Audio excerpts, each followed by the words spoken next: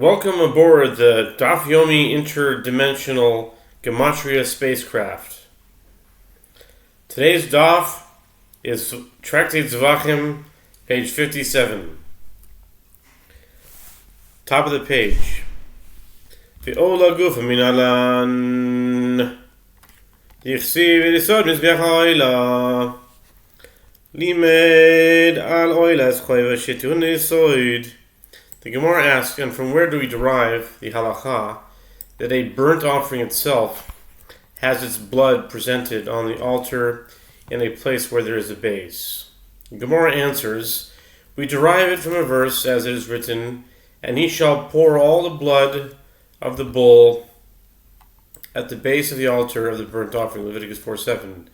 This teaches that the blood of an obligatory burnt offering requires presentation at the base of the altar, as the verse specifically describes the base of the altar as connected to the burnt offering. The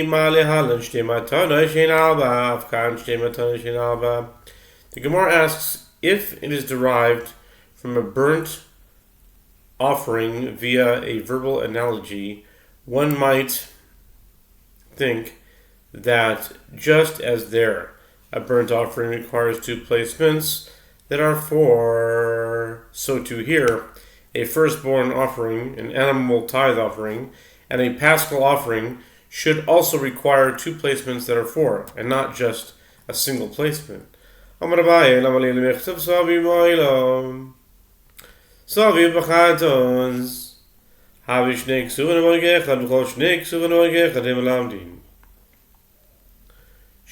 ksuvin haboin ke'echad ein melamdin.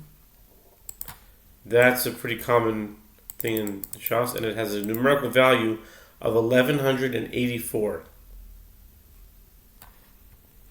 Shnei ksuvin haboin ke'echad ein melamdin has a numerical value of 1184 in regular Hebrew Gematria. 1184. It's good to know these things. Vaitel. Abaye says, why do I need the Torah to write? And Aaron's sons, the priests, shall present the blood and sprinkle the blood around against the altar. Leviticus 1:5, with regard to a burnt offering, to teach that the blood must be placed on all four sides of the altar in addition to writing. And Moses took the blood and put it upon the corners of the altar around with his finger. Leviticus 8:15. With regard to a sin offering, there are two verses that come as one, meaning that they teach the same matter. And any two verses that come as one do not teach their common aspect to apply to other cases. So only between these two cases. Therefore, a firstborn offering and an animal tithe offering and a paschal offering do not require two placements that are four. The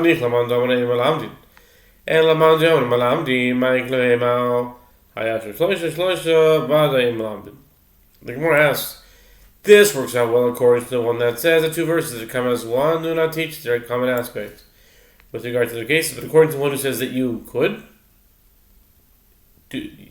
learn out other new things, what is there to say? The Gemara answers, together with the verse stated with regard to the guilt offering, there are three verses, as it is written, and its blood shall be sprinkled around the altar. Leviticus 7:2. And with three verses, which come as one, certainly do not teach their common aspect with regard to other cases.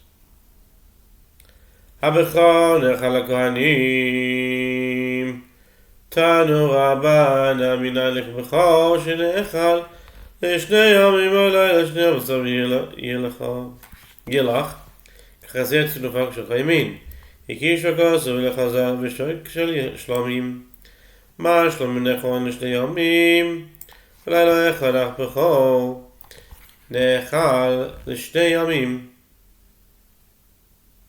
ולילה אחד. The Mishnah teaches the firstborn offering is eaten by the priests throughout the city of Jerusalem, prepared in any manner of food preparation for 2 days and 1 night. The sages taught in the Brisa from where is it derived with regard to a firstborn offering that is eaten for 2 days and the intervening night. It is derived from a verse as it is stated with regard to a firstborn offering, and their flesh shall be yours as the breast of waving and as the right thigh. Numbers 18:18. The verse juxtaposes the firstborn offering with the breast and thigh of peace offerings. Just as peace offerings are eaten for 2 days and 1 night, so too a firstborn offering is eaten for 2 days and 1 night. וזו שאלה נשאלה לפני חכמים בכרם ביבנה בכל נחמה נאחד נהנה רבי טרפון יאמר לשני ימים ולילה אחד. The Brisa relates, and this question was asked before the sages in the vineyard, meaning the academy. The academy in Yavne, for how many days and nights is a firstborn offering eaten? Rabbi Tarfon responded and said, for 2 days and 1 night. Hayasham Talmud echad sheba lebeis midrash lifnei chachamim techila Rabbi Yosef lishmo. Amru lo Rabbi menayla. Amru lo beni shlamim kachim kalim ubecho kachim kalim ma shlamim nechal l'shtei yamim v'lechal af becho nechal l'shtei yamim v'lechal. There was one student there who came to the study hall before the sages for the first time, and his name was Rabbi Yossi Haglili. He says, Rabbi Tarfon, my teacher, from where do you derive this? Rabbi Tarfon said to him, my son, peace offerings are offerings of lesser sanctity, and the firstborn offering is an offering of lesser sanctity. Just as peace offerings are eaten for 2 days and 1 night, so too a firstborn offering is eaten for 2 days and 1 night. Amar lo Rebbe, Bechor matana lakohen, Bechatat ve'asham matana lakohen, Ma chatat ve'asham le'yom echad, Apechol yom v'layla. Rabbi Yosef really said to him, my teacher, there is a different comparison that can be made. A firstborn offering is given as a gift to the priest, and a sin offering and a guilt offering are each given as a gift to the priest, just as a sin offering and a guilt offering are eaten for 1 day and 1 night, so too a firstborn offering should be eaten for 1 day and 1 night.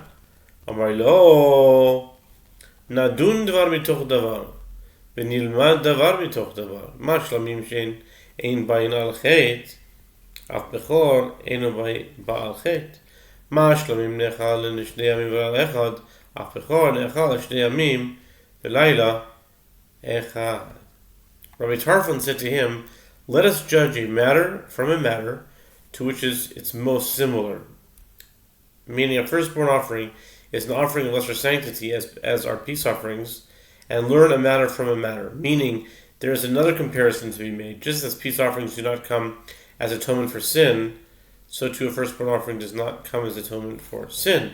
Just as peace offerings are eaten for 2 days and 1 night, so too a firstborn offering is eaten for 2 days and 1 night. Amar lo. So Rabbi Yosef is not giving up so fast. Amar lo, Rebbe, nadun devar midavar, yilmad devar midavar. Chatas yasham matan lakohen. Chor matan lakohen, ma chatas yasham ein bayin beneder unidava. Af bechor eino beneder unidava. Ma chatas yasham nechal lemechal. Af bechor nechal lemechal. Yosef really said, my teacher, I can answer you in a similar way. Let us judge a matter from a matter to which is most similar. Meaning, a firstborn offering is more similar to a sin offering and a guilt offering. And learn a matter from a matter. Meaning, there is another comparison to be made. A sin offering and a guilt offering are each given as a gift to the priest. And a firstborn offering is given as a gift to the priest, just as a sin offering and a guilt offering do not come as a vow offering or as a gift offering. Meaning, they are brought only by one obligated to bring them. So too, a firstborn offering does not come as a vow offering or as a gift offering. Just as a sin offering and a guilt offering are eaten 1 day and 1 night, so too a firstborn offering should be eaten for 1 day and 1 night. Kafat Rabbi Akiva. Rabbi Akiva jumped into the discussion. V'nistalik Rabbi Tarfon. and Rabbi Tarfon left. Amar lo, harei hu omer osaram yelach, ha'ekishan kasub lecha ze neshok shlomim, ma shlomim nechol nishtei yamim v'leila echad. Af b'chor nechol nishtei yamim v'leila echad. So Rabbi Akiva jumped in, and he's taken over now the conversation. Rabbi Tarfon left. Rabbi Akiva said to Rabbi Yossi Haglili, but the verse states, and their flesh shall be yours, as the breast of waving and as the right thigh. Numbers 18:18. The verse juxtaposes firstborn offering to the breast and right thigh of peace offerings. Just as peace offerings are eaten for 2 days and 1 night, so too a firstborn offering is eaten for 2 days and 1 night. Amar lo, Rabbi Yosef Lili is still at it. This is a real showdown. Amar lo, ki kash l'chazer v'shok shlamim, ani ma kish l'chazer v'shok shel toida. Ma so dechas yom echad, abachol echal le'am echad. Rabbi Yosef Lili says to Rabbi Akiva, you juxtaposed it with the breast and thigh of peace offerings. But since the Torah does not specify with which offering the firstborn is juxtaposed, I juxtaposed it with the breast and thigh of a thanks offering, which are also given to a priest. Just as a thanks offering is eaten for 1 day and 1 night, so too the firstborn offering should be eaten for 1 day and 1 night. Amar lo, Rabbi Akiva said back to him, Harehu omer usram liyalach, she'en tamad lomar lecha yeh, ma tamad lomar lecha yeh, hosifa katuv havaya acheres v'bechaho. Rabbi Akiva said to Rabbi Yossi Haglili, I concede that it is possible to juxtapose a firstborn offering to a thanks offering. But the verse states, and their flesh shall be yours, as the breast of waving, and as the right thigh it shall be yours. Numbers 18:18. Since there is no need for the verse to state a second time, it shall be yours, what is the meaning when the verse states the second time it shall be yours? The verse adds another day on, which is permitted for a firstborn offering to be eaten a second day. So, after Rabbi Akiva said that, it looks like Rabbi Yossi was undone. He didn't have anything to say. So, let's see what happens next. Amar le'ensu v'imru lo Rabbi Akiva ta'ita toda be'echalim damda mishlomim v'chi davar halamid behegesh chozer ulma behegesh v'ayin alecha lidom belashon acharon ela b'shon rishon. The Gemara relates, and when these matters were said before Rabbi Ishmael, he said to his students, go and tell Rabbi Akiva, you were mistaken when you conceded to Rabbi Yosef Haglili that the allotted time for eating a firstborn offering could have been derived from the allotted time for eating a thanks offering. Why? Oh, I think he was supported. At first I thought he said he was mistaken. We said, no, you were mistaken for even conceding, which means you should have even conceded that little bit you did. Why? From where is it derived that the breast and thigh of a thanks offering are eaten by priests? It's derived from a juxtaposition with a peace offering. Nowhere is it stated explicitly that the breast and the thigh of a thanks offering are eaten only by priests. And in the realm of consecrated matters, can a matter derived by a juxtaposition and teach its halacha via juxtaposition? The Gemara in 49b demonstrated that it cannot.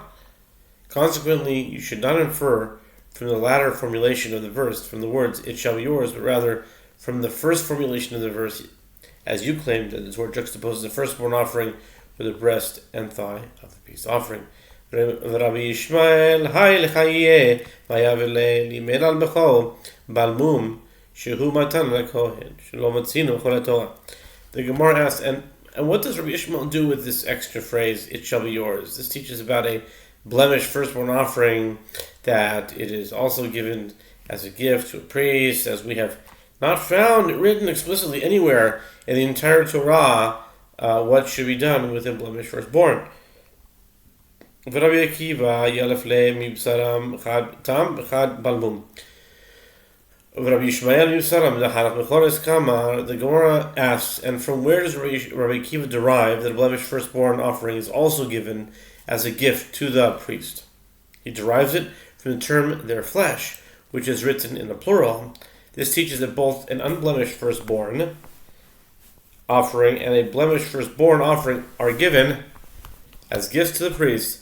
The Gemara asks, and how does Rabbi Yishmael understand the plural term? The Gemara answers that he understands it to be saying that the priest receives gifts from the flesh of all these firstborn offerings mentioned in the verse, meaning the firstborn of cows, sheep, and goats.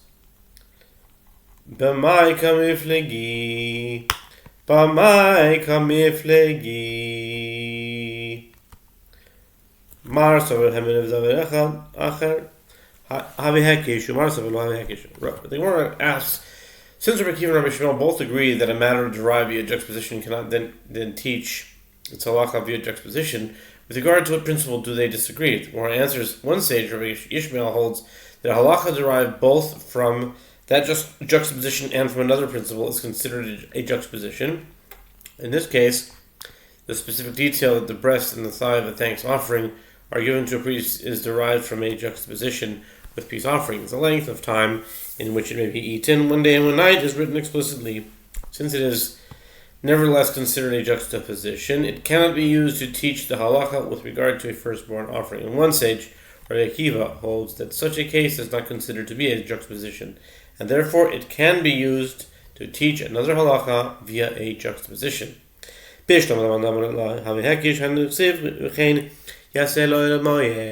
Gemara comments, granted, according to the one who says that a matter derived via juxtaposition and another principle is not considered a juxtaposition. This is the reason that it is written with regard to the rites performed by the high priest on Yom Kippur, and so shall he do for the tent of meeting that dwells with them in the midst of their impurity. Leviticus 16:16. Kishem shema ze lifnai v'lifnim achas v'lemala v'sheva lemata midam apal kach mizeh v'heichal. Okay. The high priest sprinkles the blood of two offerings, the bull and the goat. He sprinkles their blood between the staves of the ark and on the curtain separating the sanctuary and Holy of Holies. At each location he sprinkles their blood, once above and 7 times below. The verse does not write all of the details of these sprinklings with regard to each offering, and the details of each are derived from that which is written explicitly in the other, as follows: just as the high priest sprinkles in the innermost sanctum between the staves of the ark, once above and 7 times below, with the blood of the bull, so he sprinkles on the curtain in the sanctuary. And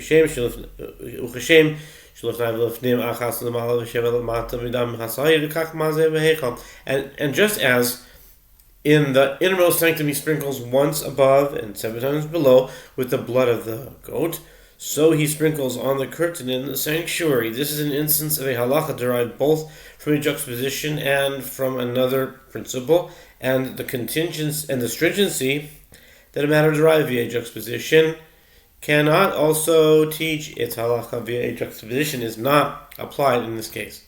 But according to the one who says that this too is considered a juxtaposition, what can be said? How can these halachas be derived? The Gemara answers, it is the locations where the blood is sprinkled that are derived from one another in the second juxtaposition. The first juxtaposition teaches one halacha, namely, the blood of the bull and the bull of the goat, and the blood of the bull and the blood of the goat are to be compared to one another. The second juxtaposition does not teach a halacha with regard to the blood of the bull and the blood of the goat per se. Rather, it teaches a comparison between the sprinkling performed in the Holy of Holies and the sprinkling performed in the sanctuary. These are two unconnected juxtapositions.